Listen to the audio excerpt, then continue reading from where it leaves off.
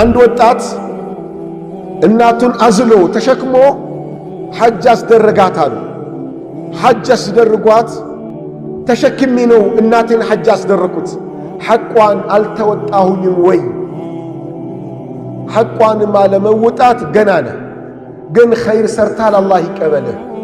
አሁን አንተ ለእናትህ አደረግኩ የምትለው ነገር ሕፃን ሆነህ ስትራመድ ድግ ድግ ስትል ዱብ ስትል መሬት ላይ ድንግጥ ያለችውን ያህል አልደረስክም አሉት። ኤቲኤም ካለህ የኤቲኤም ምስጢር መቀመጥ ያለበት እናትህ ጋር አባትህ ጋር። በቼክ ገንዘብ የምታንቀሳቀስ ከሆነ ቼክ ፈርመህ አባትህ ጋር አስቀምጥ። ያፈለገውን ያውጣ፣ እንደፈለገ ይጠቀም። ዱንያ በአዱንያ አታወዳድር ወላጆችህን። ግር ከወላጆች ጋር ስትናገር ድምፅህ ዝቅ ብሎ ነው መሆን ያለበት፣ ለስለስ ብሎ አንደበተ ርቱዕ ሆነህ ነው። አንተ ውጭ ላይ ባለስልጣን ነህ፣ ባለ ሀብት ነህ፣ ዳዒ ነህ፣ ሼኽ ነህ፣ ሙፍቲ ነህ፣ ባለ ሀብት ነህ፣ ታዋቂ ነህ። ወላጆች ጋር ስትቀርብ ግን ዜሮ ሆነን መቅረብ አለብን። ሀብታሙም እናቱ ጋር ሀብቱ ማሳት ሊፈልግ ይችል ይሆናል። ስልጣኑም እንደዛው። ሼኽነቱ ክብሩ ውጭ ያለው ክብር የለም። ወላጆች ጋር ስትቀርብ ያ ሁሉ ክብር የለም። ዝቅ በል፣ ተዋረድ፣ ተናነስላቸው። ለወላጆች እንደፈለጉ እንዲያዙ፣ እንደፈለጉ እንዲናገሩ፣ እንዲቆጡ፣ እንደፈለጉ እንዲያደርቁ ሆንላቸው ይላል አላህ። ነቢያችን ሰለላሁ ዐለይሂ ወሰለም ይላሉ ለዐነ አላሁ መን ለዐነ ዋሊደይህ አሉ። ወላጆቹን የረገመ አላህ ይርግመዋል፣ የአላህ እርግማን ይውረድበታል። ሰሃቦች ደነገጡ። ወላጆችን የሚረግም ማን አለ አሉ። አንድ ሰው የሌላን ሰው እናት ወይም አባት ሲሰድብ ወላጆቹ የተሰደበበት ሰው መልሶ የሰዳቢውን እናትን ይሰድባል፣ አባትን ይሰድባል። ለአባት ለእናት መሰደብ ሰበብ ስለሆንክ አንተ ራስህ እናትን ሰድባል ተብለህ ትወሰዳለህ፣ አባትን ሰድባል ተብለህ ትወሰዳለህ። ይህ ደግሞ የአላህ እርግማን አንተ ላይ እንዲወርድ ያደርጋል። እስኪ ማን ነው ከኛ ውስጥ የሰውን እናት ሳይሰድብ ያደገ፣ የሰውን አባት ሳይሰድብ ያደጋለን? በተለኛ ኢትዮጵያውያን ከሌላው ባህል ይኮረጅ ነው ይሁን አላቅም፣ ብቻ ስድብ እኮ ናፋችን፣ ስድብ ብቻ። አንዳንድ ሰው ወላጄ ለኔ ምን አደረገልኝ፣ እናቴ ለኔ ምን አደረገችልኝ ብሎ ለመውቀስ ሚዳዳው ሰው አለ። ወላጆች በምንም የሚወቀሱበት አጀንዳ የለም። ምናልባት አንተ ወደ ኩፍር፣ ወደ ሽርክ፣ ወደ ቢድዓ፣ ወደ ተለያየ ወንጀል እንድትሄድ ሰበብ ሆነው ከሆነ ሊሆን ይችላል።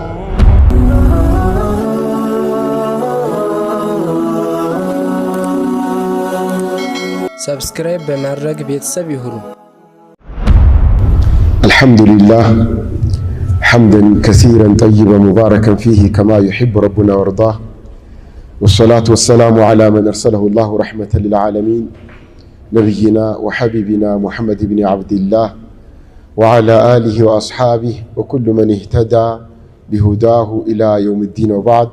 አሰላሙ ዐለይኩም ወረሕመቱላሂ ወበረካቱ። በእነሱ ላይ ታገል የሚል ርዕስ ምንድን ነው?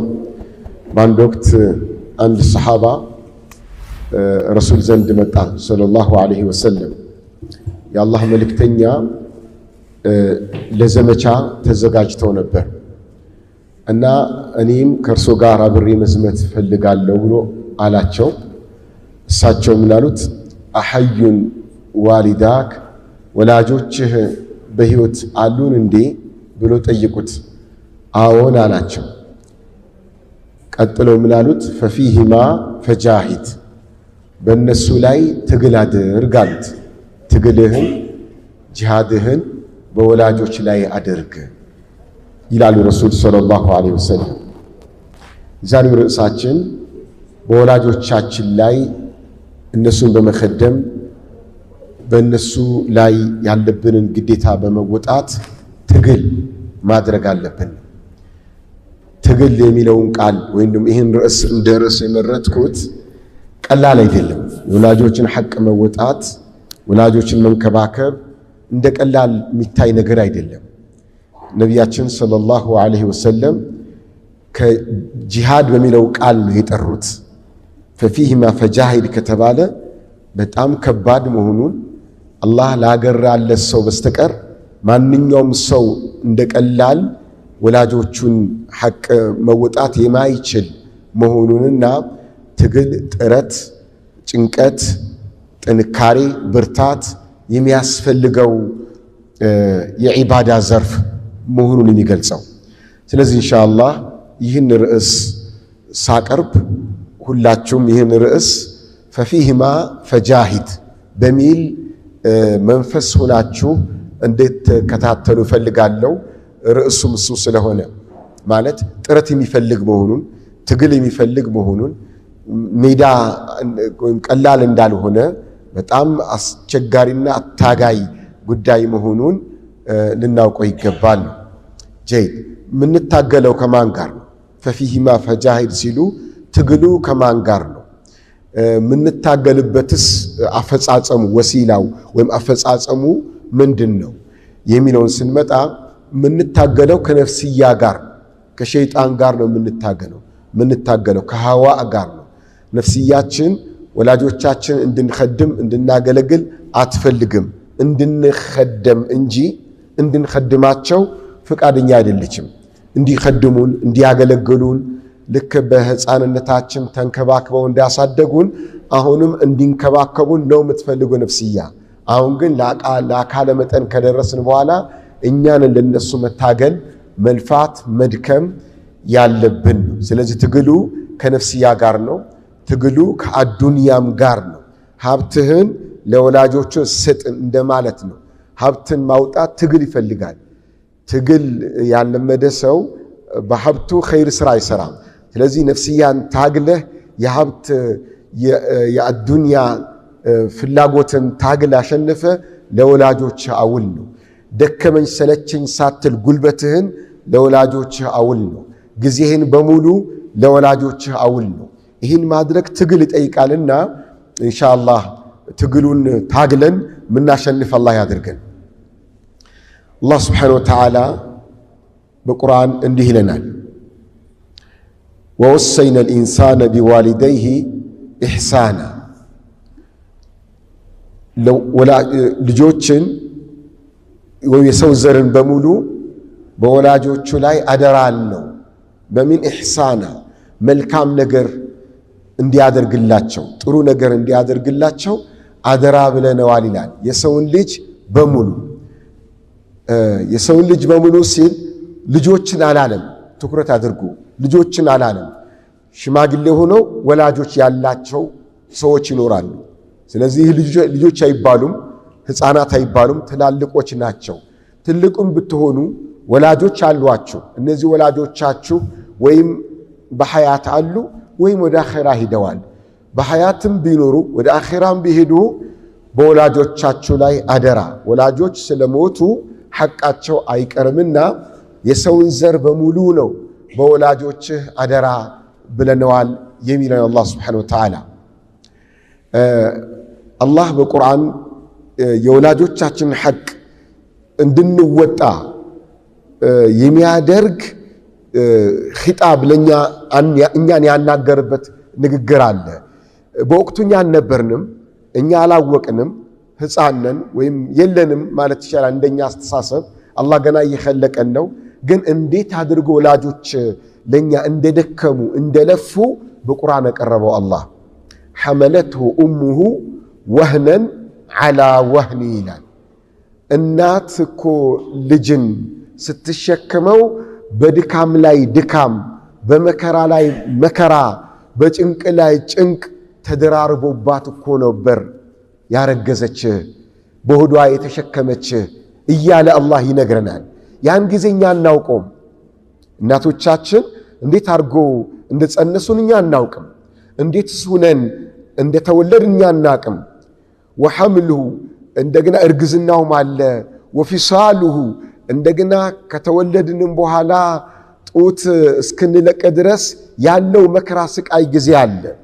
ያን ሁሉ ጊዜ አላህ ሱብሓነሁ ወተዓላ ለኛ መንገሩ እንደው በቀል ዝም ብዬ አይደለም ለወላጆች ታዘዝ ወላጆችን አደራ ብዬ ምልህ ላንተ ብለው ላንቺ ብለው ወላጆች ይህን ዋጋ ከፍለዋል ነው። እናት የከፈለችን ዋጋ እናት ታውቀዋለች፣ ሴቶች ያውቁታል። ግን ምናልባት መለስ ተብሎ የሚያውቁት ነገር ካልተነገራቸው በስተቀር የሚያውቁትም አይመስልም። ለምን አላህ ሲኸልቃቸው ሴቶችን እንዲወዱት፣ እርግዝናን እንዲወዱ፣ ልጅ ወልዶ ማቀፍን መንከባከብን እንዲወዱ አድርጎ አላህ ስለኸለቃቸው ደክመሻል ለፍተሻል ብትባል እንኳን እረ አልደከምኩም ደስ ነው የሚለኝ ብላ ነው የምታስበው። ግን አላህ ስብሓነሁ ወተዓላ ለወንዶችም ሊሆን ይችላል ወይም እዛ ደረጃ ላልወለዱም እናቶችም ቢሆኑ እንደ ጥሩ ጎን ብቻ ያዩትንም ሊሆን ይችላል። ከባድ ነበር ሁኔታው። እንደው አላህ እንዲቋቋሙት ወፈቃቸው አገራላቸው እንጂ ሂደቱ ከባድ እንደነበረ ነው አላህ በቁርአን የሚነግረን። ያን ክብደት ስንረዳ ከዛ በኋላ የሚመጣው ለወላጆችህ እንዲሁን ለወላጆችሽ እንዲህ አድርጊ የሚባለው ነገር ይቀለናል። አላህ በቁርአን የነገረን ስናስተውለው ሐመለትሁ ኡሙሁ እናቱ ተሸከመችው ይላል። ሸክም የሚለውን ቃል ተመልከቱት። ተሸከመችው፣ ያዘችው አላለንም፣ አቀፈችውም አላለም። ተሸከመችው ነው። ሸክም ይከብዳል። ሸክም ማለት ይከብዳል።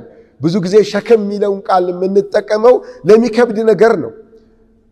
ተሸከመችው በሚለው አላህ የጠቀሰው ስትሸከመውም በመከራ ነው። አስተውሉ። እናቶች ያውቁታል፣ ወንዶች ግን አያውቁትም።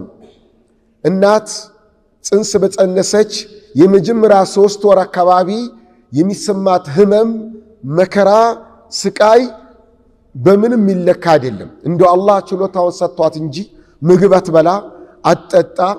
የሚያስታውካቸው አሉ፣ የሚያቀለሸልሻቸው አሉ፣ ሰው የሚያስጠላቸው አሉ፣ ባሎቻቸው የሚያስጠሏቸው አሉ። አይንን ማየት የለብኝም፣ አልፈልግም፣ ዞር በል፣ ንግግርን መስማት አልፈልግም፣ አታናግረኝ፣ በቃ ይነጫነጫሉ። ባህሪያቸው ልውጥ ውጥ ነው የሚለው፣ በጣም ልውጥ ውጥ ነው የሚለው።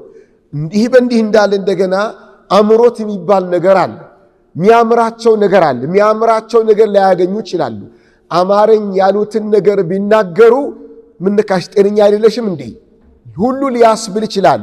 ሲነጫነጩ ምነካሽ እንዴ ምናልባትም ባል ምን ማትፈልጋ ነው ዞር በል ከዚህ ብላ ስትለው ሌላ ወንድ አስበች እንዴ ለቀልቧ መቅጠላች አትፈልገኝም ፈልጋኝ አይደል የመጣችው። እዛ ሁሉ ሐሳብ እንዲገባ የሚያስደርጉ ቃላቶች ባህሪያቶች ሁሉ ይታያሉ። እነዚህ ከምን የመጡ ናቸው? ከእርግዝና የመጡ ናቸው። የሷ ኖርማል ባህሪዋ አይደለም፣ ኖርማል ማንነቷ አይደለም።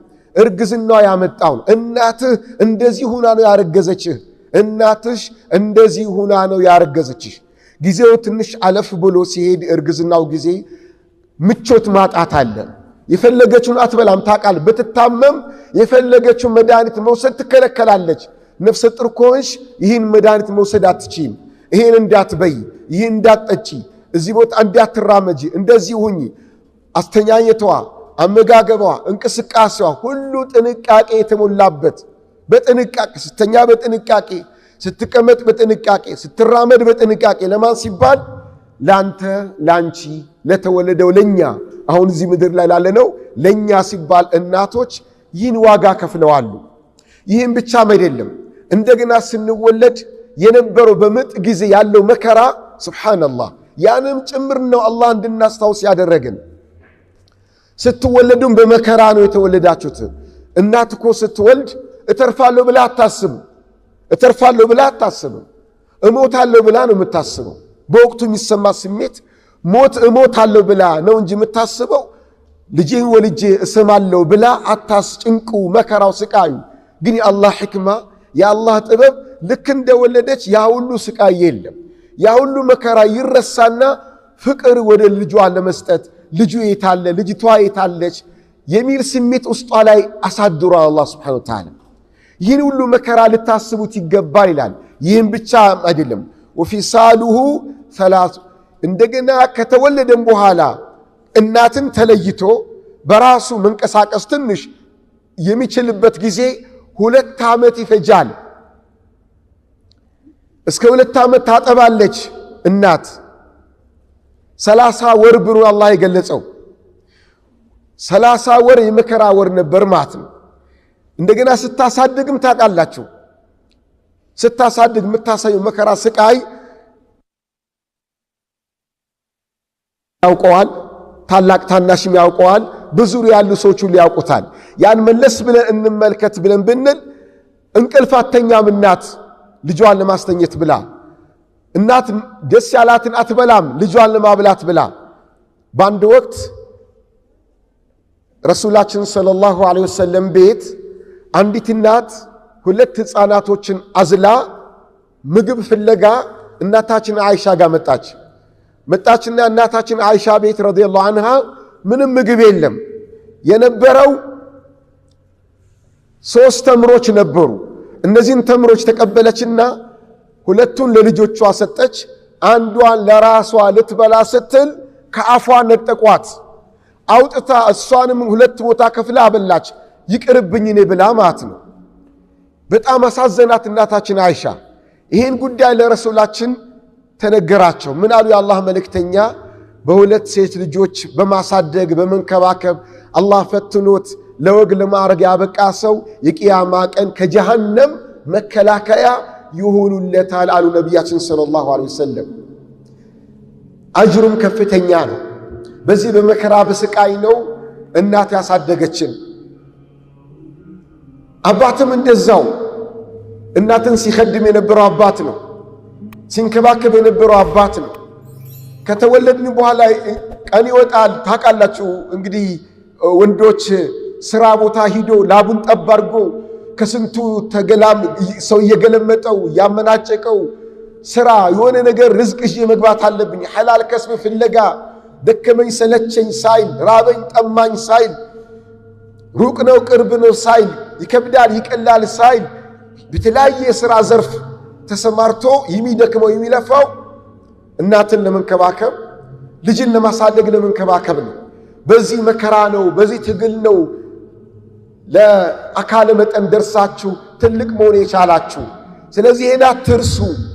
ለዚህ ነው በወላጆቻችሁ ዙሪያ ላይ አደራ ሚለን አላህ አደራ ወወሰይነ ልኢንሳነ ቢዋሊደይህ በወላጆቹ የሰው ልጅ አደራ አልነው። ኢሕሳን ማለት እነሱ ያዘዙህን ነገር መፈጸም ብቻ ሳይሆን ከራስህ ምን መልካም ነገር ላድርግላቸው፣ ምን ጥሩ ነገር ላድርግላቸው ብለህ ተጨንቀህ ተጠበህ ምን ባድርግ ይደሰታሉ ልትል ይገባል ነው። ይህን ክብደት አላህ ስብሓነሁ ወተዓላ እኛ በምንችለው መጠን ሊሆን ይችላል የገለጸልን። በተግባር መሬት ማውረድ በምንችለው መልክ ተቆጥሮ የተቀመጠልን የተገለጹልን ነገራቶች አሉ። ከነዛ ውስጥ አንዱ አላህ ስብሓነሁ ወተዓላ በቁርአን ምን ይላል? አንሽኩር ሊ ወሊዋሊደይክ ይላል። አንሽኩር ሊ ወሊዋሊደይክ ይላል። እኔን አመስግነኝ ወላጆችን አመስግን ይላል አላህ። አላህን ማመስገን ዋጅብ ነው፣ ግዴታ ነው። አላህን የምናመሰግንበት ብዙ ጸጋዎቹ አሉ፣ ብዙ ኒዕማዎቹ አሉ። አላህን እናመሰግናለን። እኔን ብቻ አይደለም ወላጆችንም ጭምር አመስግን። እኔን ብቻ አይደለም ወላጆችንም ጭምር አመስግን ይላል አላህ ሱብሓነሁ ወተዓላ።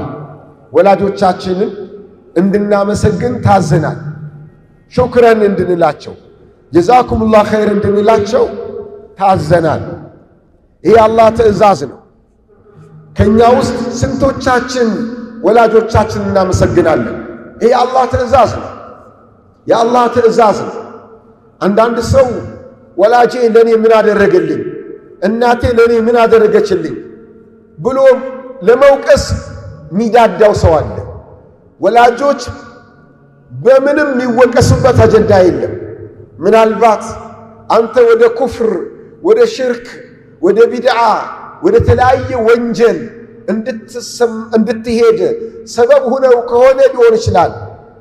አለበለዚያ ግን ዓለማዊ በሆነ ነገር ዱንያዊ በሆነ ነገር ወላጆችን መውቀስ አይቻልም። ታውቃላችሁ፣ አባት በልጅ አይከሰስም፣ እናት በልጇ አትከሰስም።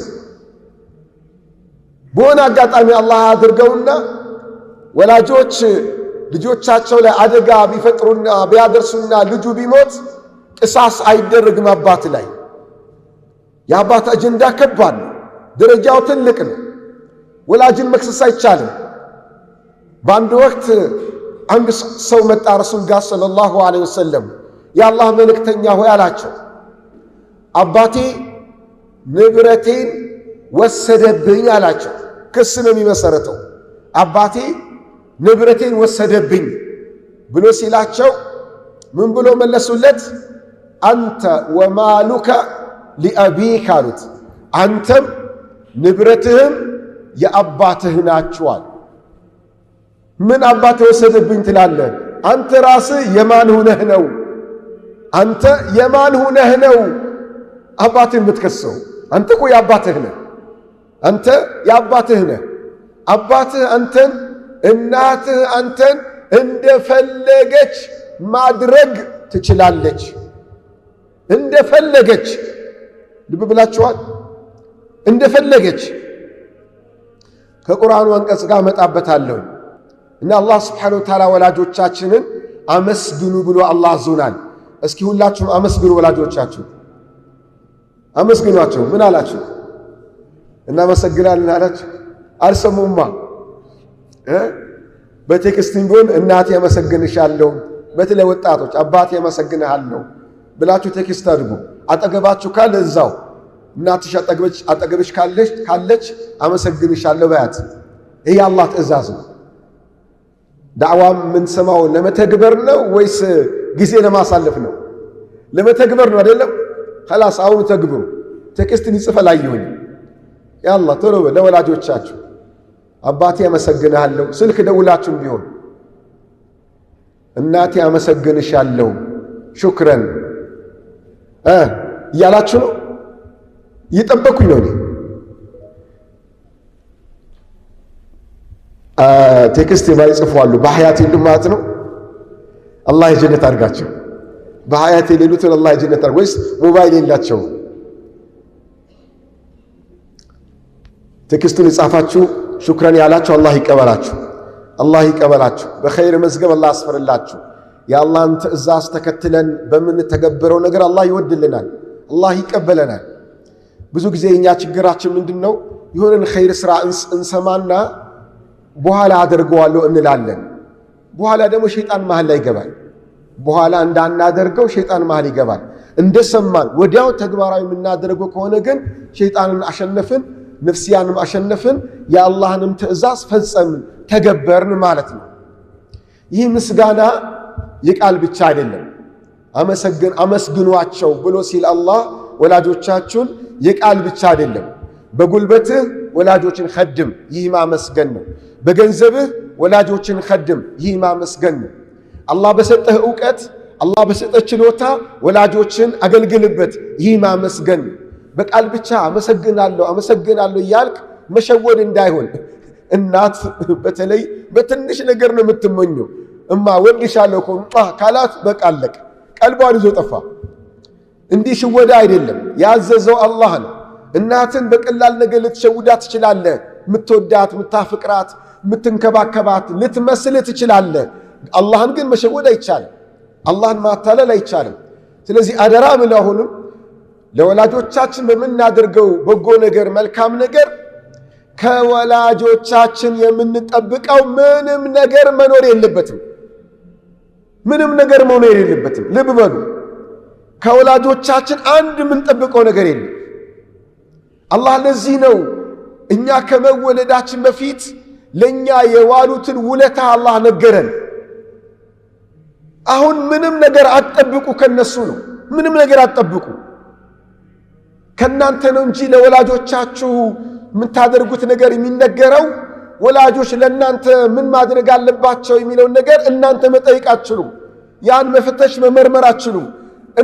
ከናንተ የሚጠበቀው ወላጅን ማመስገን ነው። ወላጆችን መኸደም፣ ማገልገል። አንዳንድ ሰው አለ ወላጆቹን ይኸድምና የሆነ ወይ ብር ይልክላታል ወይ የሆነ ዕቃ ይገዛላታል፣ ዱዓ አድርግልኝ ይላል። ለምን? ለዱዓ ነው የገዛላት? ዱዓ ልታስደርጋት ነው? አንድም የተለመደ አባባል አለ። የእናቱ ዱዓ አለው፣ የአባቱ ዱዓ አለው፣ የወላጆቹ ዱዓ አለው። ወላጆችን በደንብ ዱዓ ያስደርገው። ይህ አባባል በሸሪዓ የለም። ወላጆቻችሁን ዱዓ አስደርጉ የሚል ነገር የለም። ያለው ምንድነው? አገልግሉ ነው። ዱዓህን ሓጃህን ሚያሳካው መኸደምህ ዱዓ ነው በራሱ። እናት ዱዓ ባታደርግም በቃሏ በአንደበቷ አባትም በአንደበቱ ዱዓ ባያደርጉ ወላጆች አንተ ለወላጆች የምታደርገው ኺድማ አገልግሎት እንክብካቤ በራሱ ዱዓ ነው። በቃ እሱ ላይ ነው ትኩረት ማድረግ አለብህ እንጂ ከአንደበታቸው የሚወጣው ነገር ላይ አይደለም ትኩረት ማድረግ አለብህ። ምንም ቅድም እንዳልኳችሁ ነው። ምንም ሳይኸድማት ምንም ሳያደርግ እስኪ ዱዓ አርግልኝ ልጅሽ አይደለው በልጅሽ አጨክኝ መቼም እስኪ ዱዓ አርግልኝ ዱዓ ልታረግለት ትችላለች። ምን አድርገህላት ነው? ምን ኺድማ ላይ ባዶ ነው፣ አገልግሎት ላይ ባዶ ነው፣ ዜሮ ነው። ምላስ ላይ ግን አንደኛ ነው፣ አንጀት በመብላት ማለት ነው። እዛ ላይ ትኩረት አናድርግ። አዎ የወላጆች ዱዓ መቅቡል፣ ወላጆች ለልጆቻቸው የሚያደርጉት ዱዓ መቅቡል ነው። አንተ አስገድዳቸው ግን አይደለም፣ በግድ የሚደረግ አይደለም። ከቀልባቸው ዱዓ ሲያደርጉ ለአላህ ብለው ዱዓ ሲያደርጉ ዱዓቸው መቅቡል ነው። እና ወላጆችን የምንኸድመው የምናገለግለው የምንንከባከበው ከነሱ ምላሽ ፍለጋ መሆን የለበትም፣ ወይም ዱዓ ፍለጋ መሆን የለበትም። ለየት ያለ ዓለማዊ መሆን ጥቅማ ጥቅም ፍለጋ መሆን የለበትም። ወላጆችን ስንንከባከብ ምን ፈልገው ከአላህ ነው፣ ያዘዘንም አላህ ነው፣ ያዘዘን አላህ ነው። ምን ፈልገውም አጅሩን ከአላህ ነው።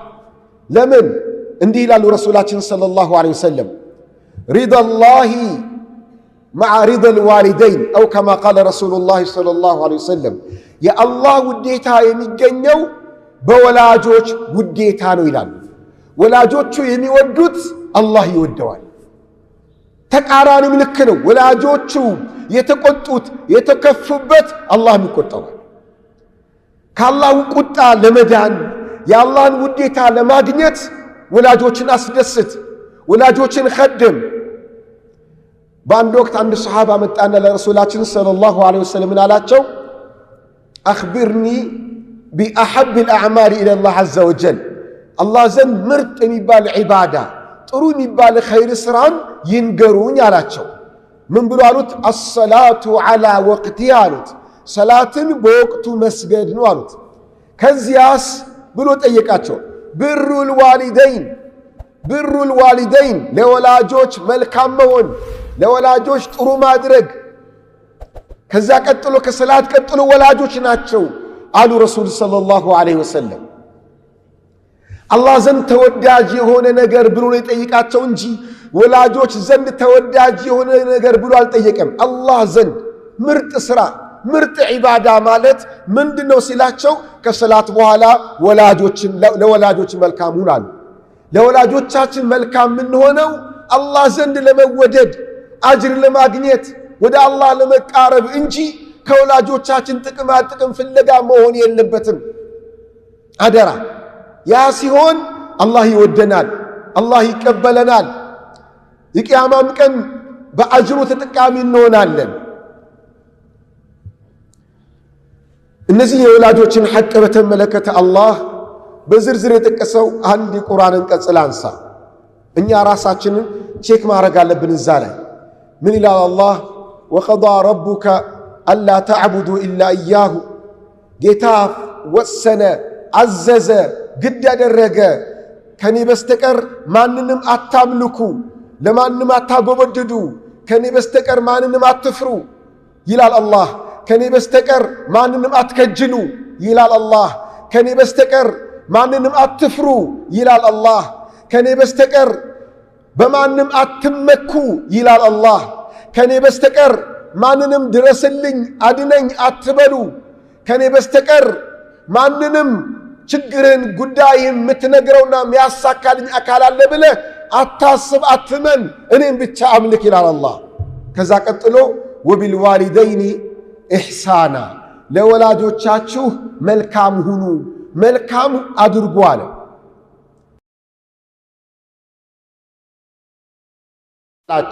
ቦህ አትበላቸው፣ እጭ አትበላቸው፣ በንግግር አታመናጭቃቸው፣ በንግግር አትሰላች።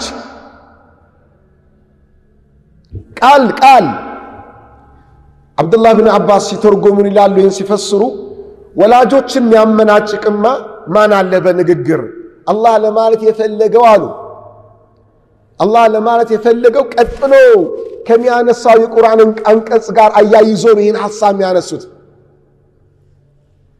ቀጥሎ ምንድነው የሚለው ولا تنهرهما وقل لهما قولا كريما واخفض لهما جناح الذل من الرحمة وقل رب ارحمهما كما ربياني صغيرا ሕፃን ሁኜ ተንከባክበው እንዳሳደጉኝ አሁን አንተ እዝንላቸው ተንከባከብልኝ ብለህ አላህ ለምን ይላል አላህ ይህን ለወላጆቻችን መሆን ያለብን ነገር ሲነግረን ወዴት መለሰን ወደ ሕፃንነታችሁ ተመለሱ ያን ጊዜ አስቡት ይላል አላህ ሕፃን ያላችሁ የነበራችሁበትን ጊዜ አስቡትና ወላጆቻችሁ ለናንተ ሕፃን ባላችሁበት ጊዜ የሆኑላችሁን ያህል አሁን እናንተ እነሱ ሲሸመግሉ እንደዚያው ሆኑላቸው ነው መልእክቱ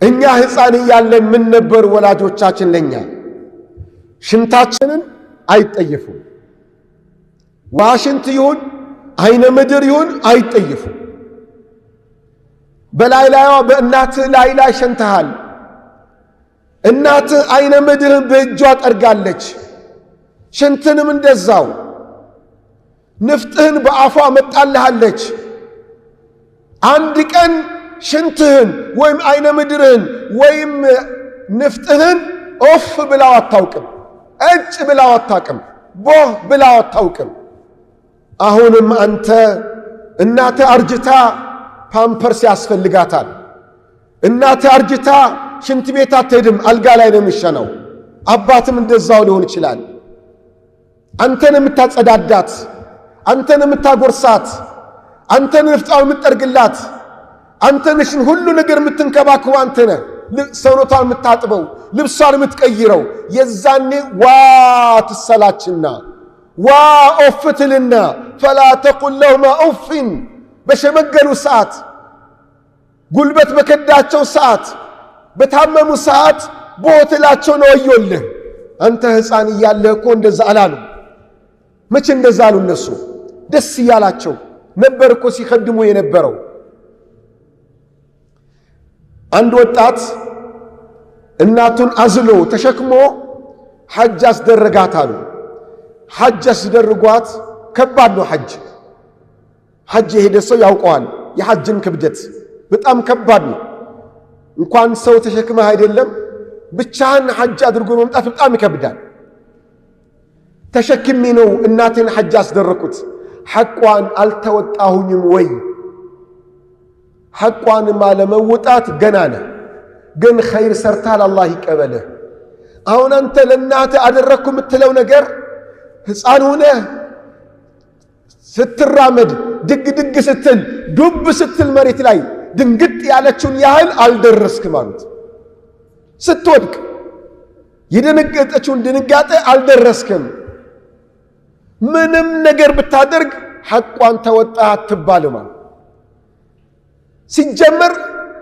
በንያት ላይ ያላችሁ ንያው ምንድነው እናት አንተን ስትንከባከብ ስታሳድግ ልጆቿን ለማዕረግ ይደርስልኛል ለወግ ትደርስልኛለች ከፍተኛ ክብር ታገኝልኛለች ጥሩ ነገር እየተመኘች እየነየተች ነው ስታሳድግ ስትንከባከብ የነበረው አንተ ግን ወላጆችን ስትንከባከብ መቼ ይሞታሉ ሞቱብኝ ወይ እያልክ ነው የምትረዳቸው ባንተ አእምሮ ወላጆች ሞትን እያሰብክላቸው ነው ሞትን እየተመኘህ ነው ሞት ቀልብ ላይ ሆኖ ነው የምትخدማቸው ወላጆች ግን ልጃቸውን ሲንከባከቡ ሞት አይታሰባቸውም እድገት ነው ከፍታ ነው ጭማሪ ነው መሻሻል ነው ስለዚህ ትገናኛላችሁ انما الاعمال بالنيات وانما لكل امرئ ما نوى በንያ ማትገናኙ ግን አቅም በቻለው መጠን ታገል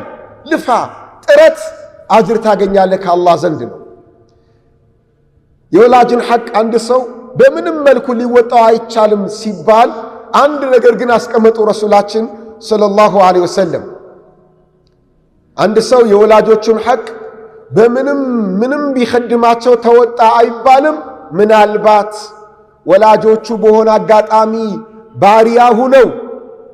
ባሪያ ሁነው አግኝቷቸው ከባሪያነት ነፃ እንዲወጡ የሚችለው ሁሉ ከፍሎ ነፃ ካወጣቸው የዛኔ ሐቃቸውን ተወጥቷል ማለት ይቻላል። አለበለዚያ በخدምኩ ቁጥር አጅር ታገኛለህ ነው እንጂ የምትባለው ሐቃቸውን ተወጥተሃል አይባልም ያሉት። فلا تقل لهما أف ولا تنهرهما አትከልክላቸው የፈለጉትን ነገር ያድርጉ።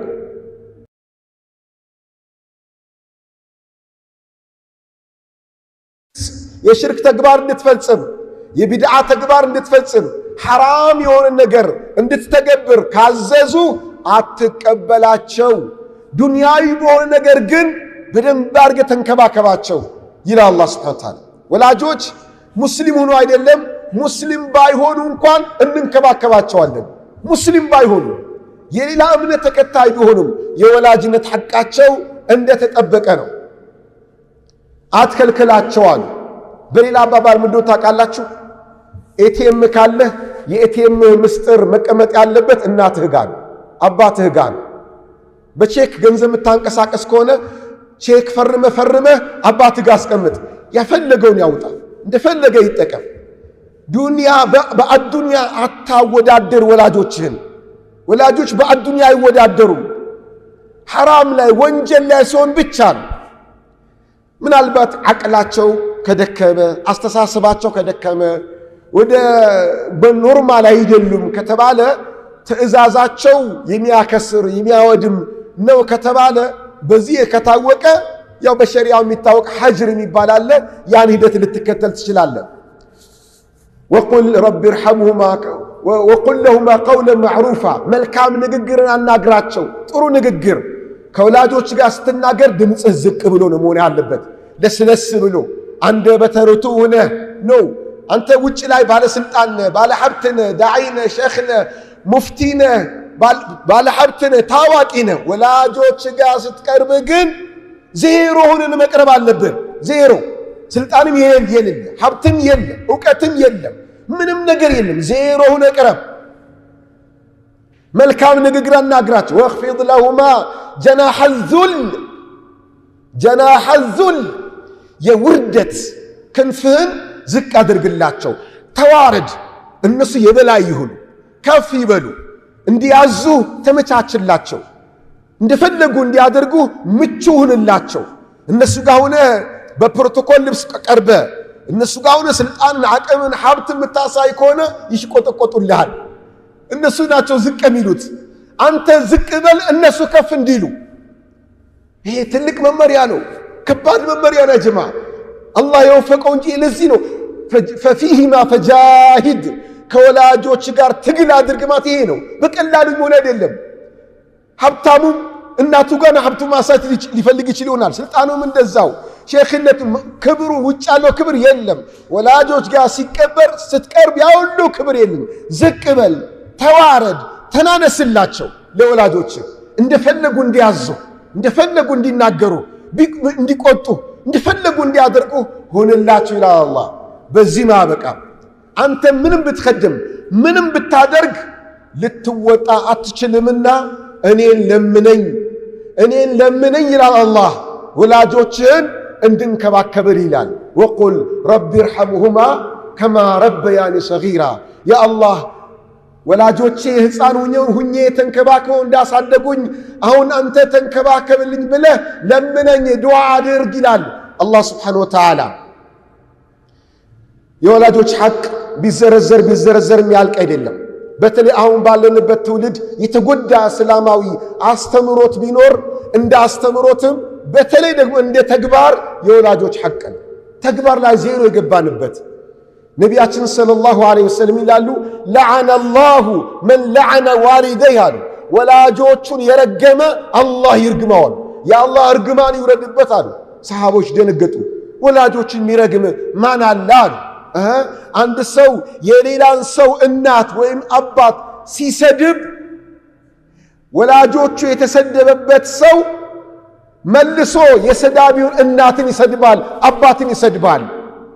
ለአባት ለእናት መሰደብ ሰበብ ስለሆንክ አንተ ራስህ እናትን ሰድባል ተብለህ ትወሰዳለህ፣ አባትን ሰድባል ተብለህ ትወሰዳለህ። ይህ ደግሞ የአላህ እርግማን አንተ ላይ እንዲወርድ ያደርጋል።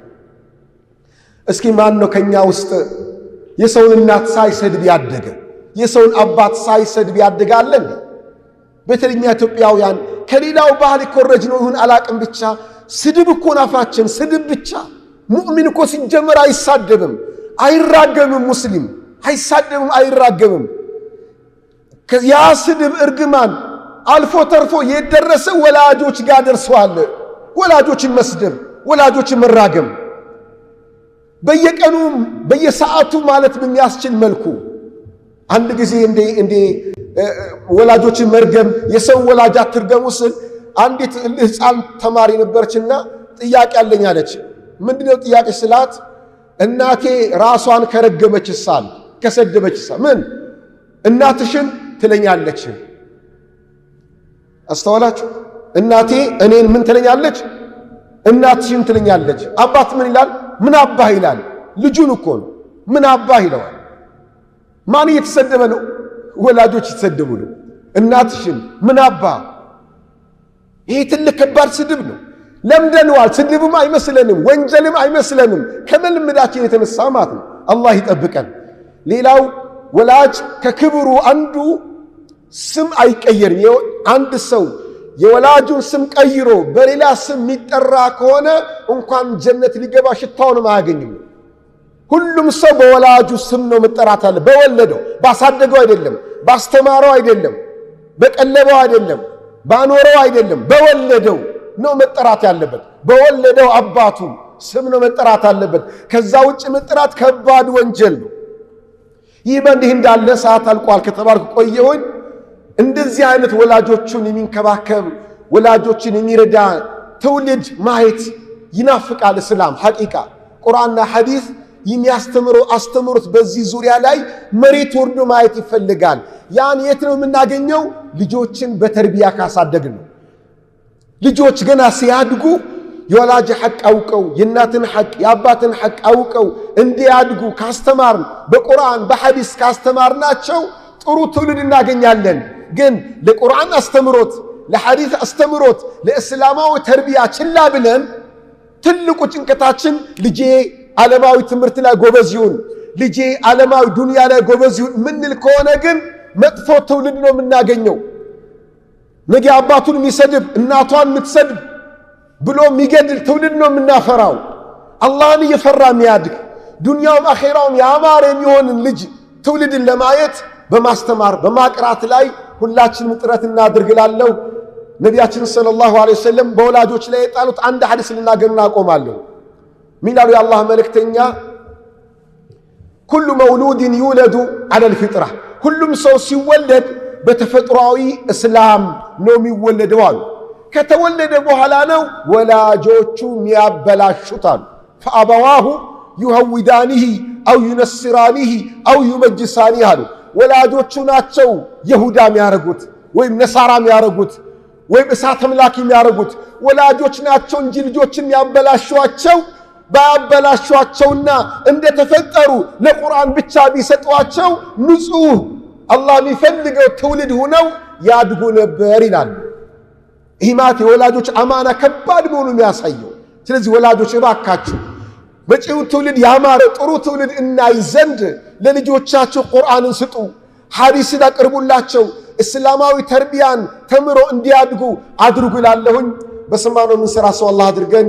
የሞቱ ወላጆቻችን አላህ የጀነት አላህ አድርጋቸው። ስለ ሞቱ ወላጆች አልተናገርኩኝም። ዱዓ ባደረግን ቁጥር አጅሩ ይሄድላቸዋል። ዱዓችን አይቋረጥ። ሁሌ ለወላጆቻችን ለሞቱት ዱዓ እናድርግ። አላህ የጀነት አላህ አድርጋቸው። የሞቱትን በሐያት ያሉትን በዒባዳ በኸይር ስራ አላህ ያቆይልን። ሁሉም ሰው የወላጆችን ሐቅ የሚወጣ አላህ ያድርግልን።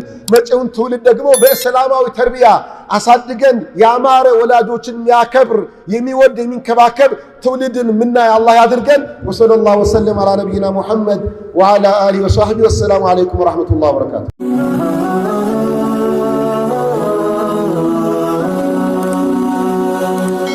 ሰብስክራይብ በማድረግ ቤተሰብ ይሁኑ።